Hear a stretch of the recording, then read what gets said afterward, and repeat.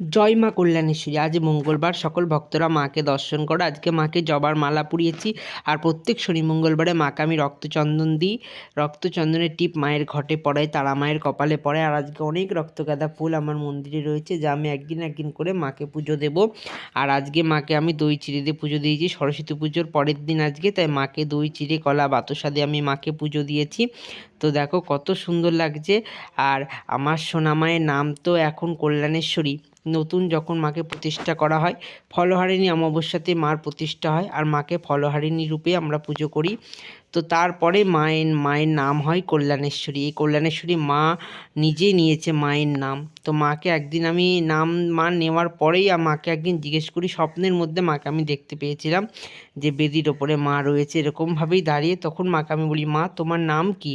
মা তখন বলে, আমার নাম কল্যাণেশ্বরী। মা এই কল্যাণেশ্বরী নামে দুঃখ দূর করবে।